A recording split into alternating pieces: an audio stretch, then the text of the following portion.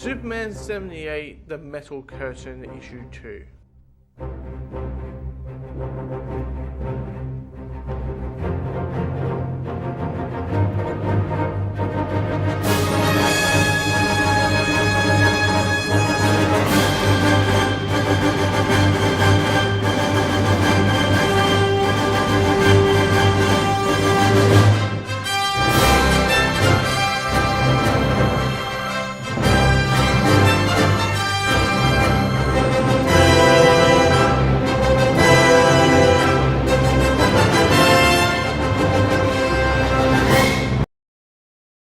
The second issue of the sequel to the original Superman 78 miniseries that featured like Brainiac and those type of characters, and which is taking the adventures, the continuing adventures of the critically Superman.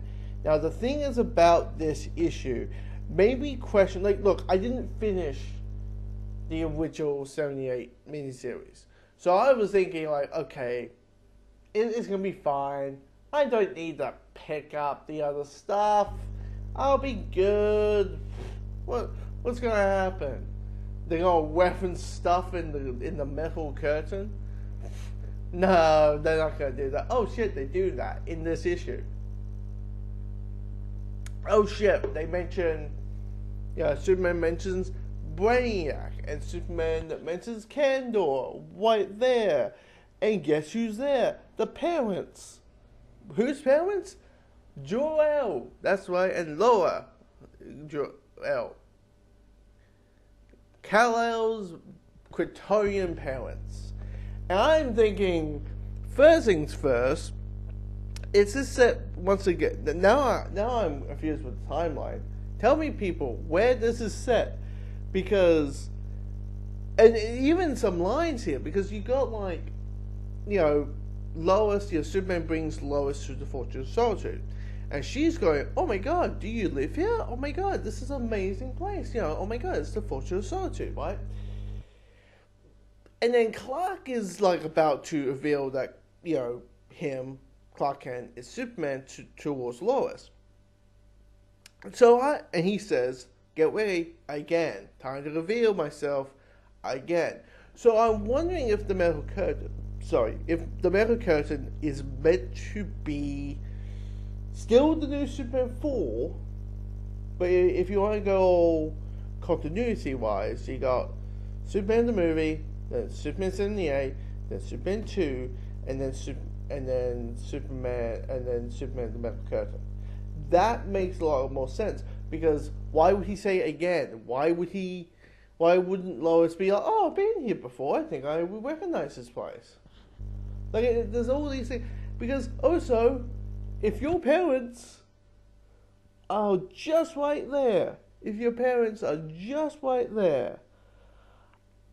why would you want to basically deal with holographic versions of your parents who are going to say, yeah, we know you're the last species of our race, but we don't want you to procreate, and if you fall in love, you must become a human. So we're gonna lose you. So you better lose your powers. Now it could be the mother, it could be the father, it could be Jor-El, it could be Laura. Depends what the cut of Superman 2 you want to go, the theatrical cut or the dollar cut. I go theatrical cut because it's a more, I don't know, piece together movie than, oh my god, there's a test footage. There's the chemistry tests. That's basically what, it's not a jumbled piece. I prefer the actual car of Superman 2. Anyway, and all that jazz. I'll be like, hey, Lois, hey, parents who's small, I'm into this chick.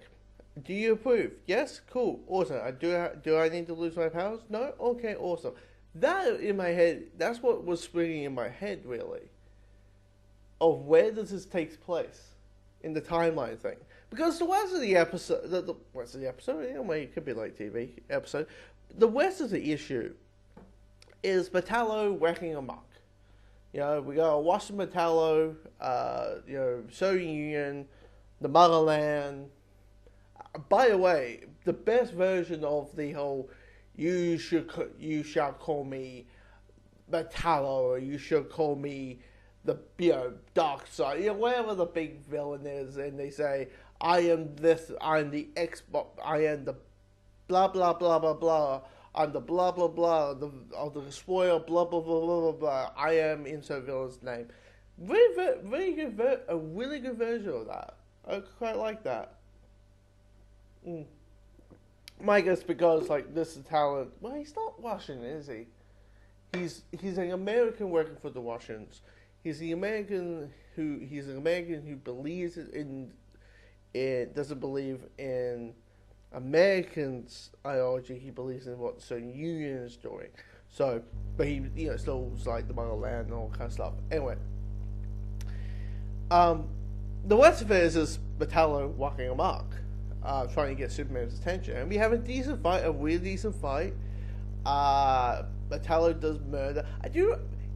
You could really easily think, if you just saw the cover for the first issue, you could easily think, oh, they're doing the Lex Luthor power suit thing. It's like, no, and not knowing, oh, okay, they're doing Metallo. And it's a decent fight. It feels like something that you would see in, if this was a movie, this would kind of work as it did. This type of fight would just be a simple punch into the mountains, punch in this, and a lot of close-ups of green screen them in the sky.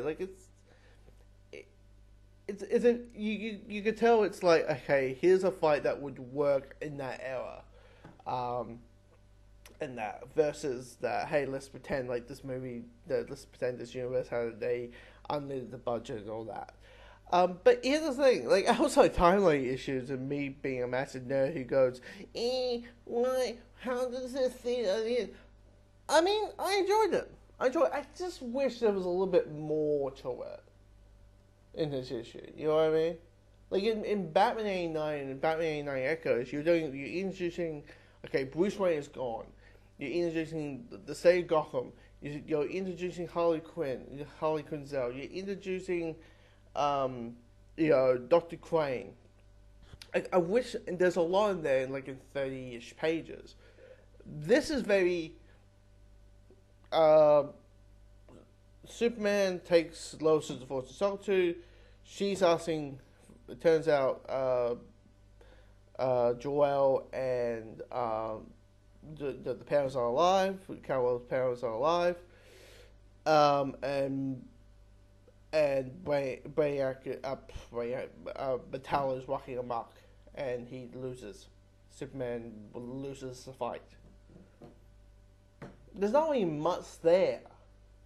I kind of wish there was more meat. That's the thing. I think, even though I'm enjoying it, I wish there was some meat to it, a little bit more meat to it. Dive deep a little bit.